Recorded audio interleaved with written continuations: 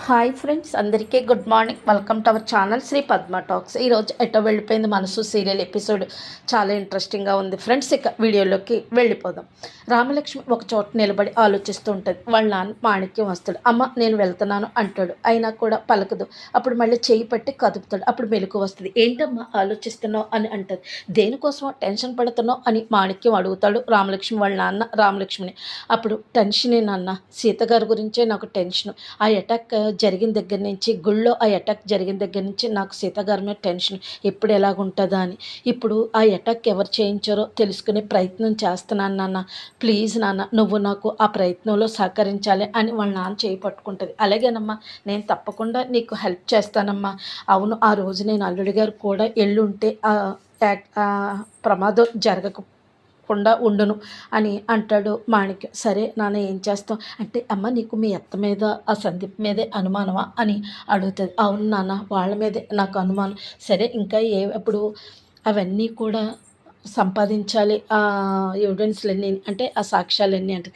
ఎందుకమ్మా, ఆ పోలీస్ స్టేషన్లో కంప్లైంట్ ఇస్తే ఆ పోలీస్ వాళ్ళే చూసుకుంటారు కదా అంటాడు మాణిక్యం. లేదు నాన్న, పోలీస్ కంప్లైంట్ ఇవ్వడానికి మా ఆయన సీతాకాంత్ గారికి ఇష్టం లేదు అంటది రామలక్ష్మి. అదేంటమ్మా అంటే, అదంతే నాన్న.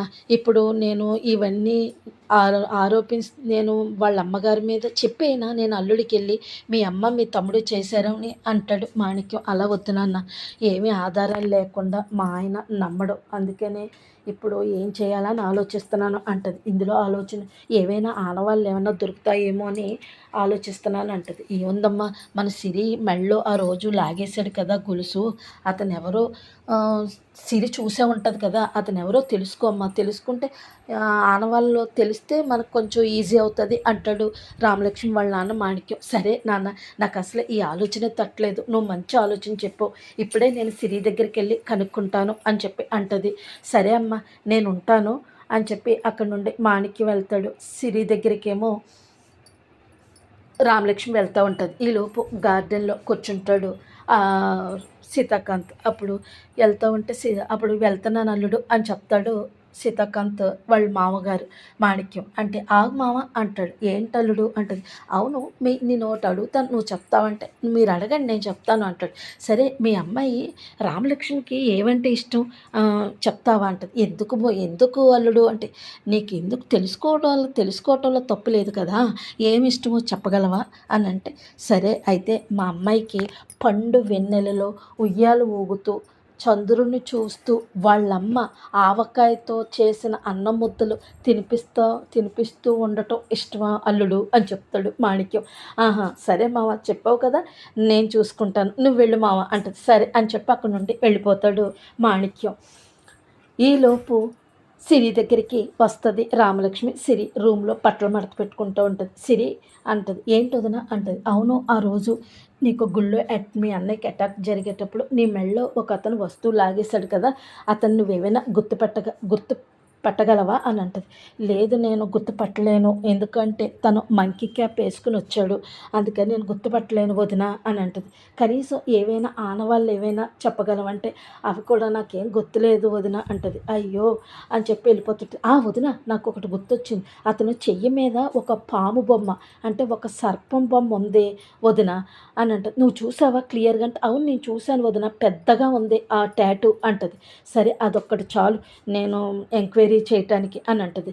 ఎందుకు వదిన అంటే, ఈ విషయం మన ఇద్దరి మధ్యలోనే ఉండాలి సిరి, నువ్వెవ్వరికీ చెప్పకు, ఎందుకంటే మీ అన్నయ్యకి ఆ యాక్సిడెంట్ అయిన దగ్గర నుంచి నేను కొంచెం ప్రేమను అది ఎవరు చేశారో తెలుసుకునే ప్రయత్నం చేస్తున్నాను, అందుకే మీ హస్తం తెలియనివ్వకు. అలాగే వదిన అంటది సిరి. కట్ చేస్తే అని చెప్పి వార్నింగ్ ఇచ్చి సీతాకాంత్ వెళ్ళిపోతాడు. రాముని వస్తాడు. ఈలోపు సోఫాలో కూర్చుంటాడు. రామలక్ష్మి అంటాడు, రామలక్ష్మి మేడం వాష్రూమ్కి వెళ్దామని లేచి రామలక్ష్మి కళ్ళకి కట్టేస్తాడు కళ్ళు. అదేంటంటే చిన్నపిల్లలాగా ఎలా కడుతున్నారు ఏంటంటే, నేను ఒక చోటకి తీసుకెళ్తాను, ఏం మాట్లాడుకో ముందురా అని అంటే, అది కాదండి ఏంటి తీసేయండి ఇంకో ఇప్పుడు కళ్ళకి కంతలు కట్టాను, నోటి ప్లాస్టర్ వేసేస్తాను మాట్లాడేమంటే అని చెప్పేసి అంటాడు. అక్కడి నుంచి మీరు తీసుకెళ్తూ ఉంటాడు బయట చేయబట్టుకుని, ఎందుకంటే తనకి కళ్ళు కట్టేస్తాడు కాబట్టి కళ్ళు కనపడవు కదా.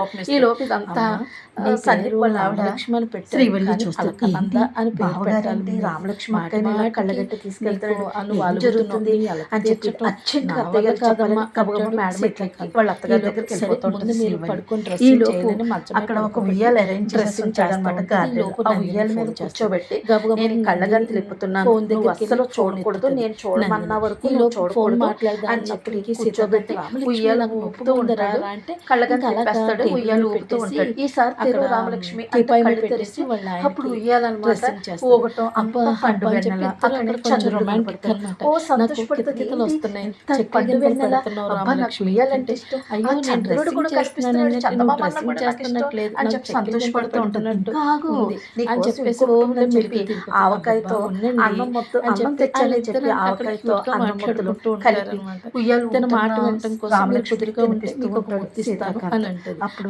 ముద్ద అయితే సరే ఓకే ఇలా చేస్తున్నారు అని అంటే, అవును నీకు ఇష్టం అంట కదా అని అంటే, ఇవన్నీ నీకెలా తెలుసు అని మీకెలా తెలుసు అని అంటది రామలక్ష్మి సీతాకాంత్. ఇష్టమైన వాళ్ళ కోసం తెలుసుకోవటం పెద్ద కష్టం కాదబ్బా అంటాడు సీతాకాంత్.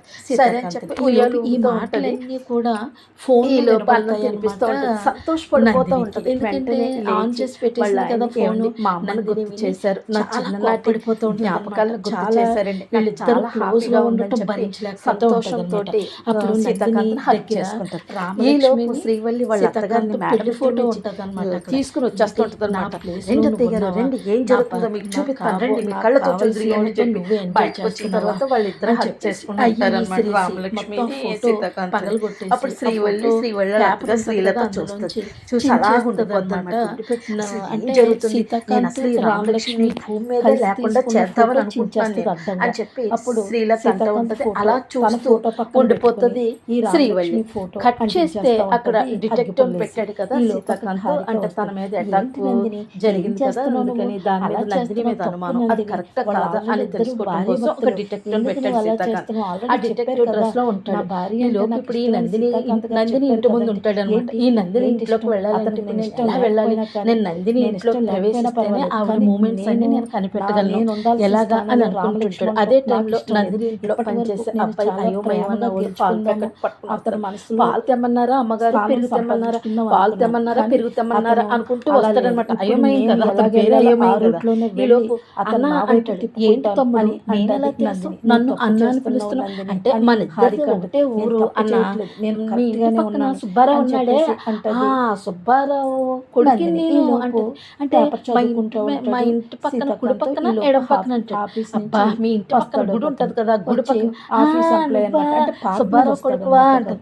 ఎందుకు వచ్చావు అంటే ఏమీ లేదు, మీ ఆవిడ కడుపుతోంది కదా, ఒక బిడ్డను కన్నది అంటే, అవునా మా ఆవిడ బిడ్డతో కన్నదా అని సంతోషపడిపోతే, ఏ బిడ్డ, ఆడబిడ్డ మగ బిడ్డ, ఆడబిడ్డే ఆడబిడ్డ అని చెప్పేసి, సరే ఇప్పుడు ఏంటంటే ప్రాబ్లము, మీ బిడ్డకు వచ్చిన ప్రాబ్లం ఏంటంటే రెండు చెవుల మధ్యలో తలకైతే పుట్టింది మీ ఆడపిల్ల అంటే, అదా అయ్యో అలాగేలాగా అయితే అందుకని నిన్ను చూడాలంటుంది మీ ఆవిడ, అర్జెంట్ గా నిన్ను రమ్మంది.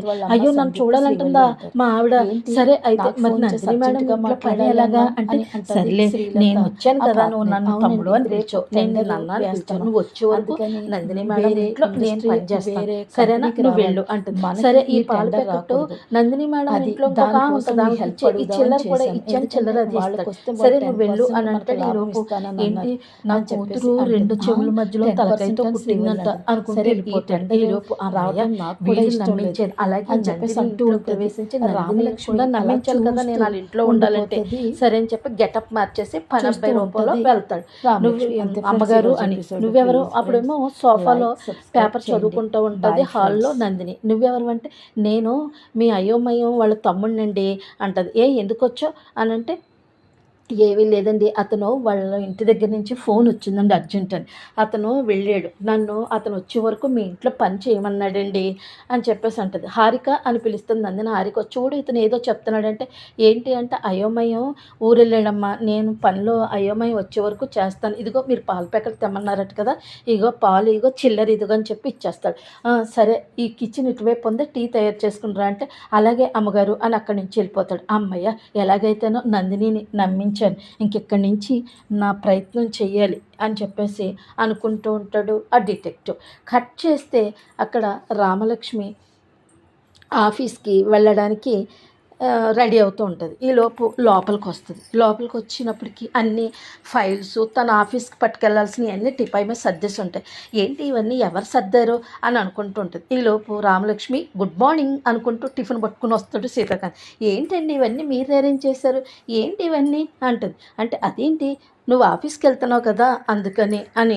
మరి నేను ఆఫీస్కి వెళ్ళినప్పుడు నువ్వు నాకు ఇవన్నీ చేసి పెట్టేదాను కదా, నేను ఖాళీగానే ఉన్నాను కదా ఇంట్లోనే, అందుకని నేను ఇవన్నీ నీకు చేసి పెడుతున్నాను. ఏమండి నేను మీ భార్యనండి, అందుకని నేను చేస్తాను, కానీ మీరు చేయడం ఏంటండి అంటే, అదేంటి రామలక్ష్మి, భార్య భర్త అంటే ఒకటే, భార్య ఎక్కువ భర్త తక్కువని కాదు, భర్త ఎక్కువ భార్య తక్కువని కాదు, ఇద్దరు ఒకటే అని చెప్పేసి తినిపిస్తూ ఉంటాడనమాట. అయ్యయ్యో నాకు వద్దండి ఇంకొద్దండి, లేదు ప్లీజ్ ప్లీజ్ తిను మళ్ళీ నీరసం వచ్చేస్తుందని చెప్పి తినిపిస్తూ ఉంటాడనమాట సీతాకాంత్. ఈలోపు పొలమారుతుంది. అప్పుడేమో మంచినీళ్ళు తాగిస్తాడు. ఈలోపేమో మూతి అది అంతా తుడుస్తూ ఉంటాడు. అది అలా చూస్తూ సీతాకాంతం చూస్తూ అలాగ ఆనందంగా చూస్తూ ఉండిపోతుంది రామలక్ష్మి. అంతే ఫ్రెండ్స్ ఈరోజు episode. Please friends like subscribe చేయండి. Bye friends.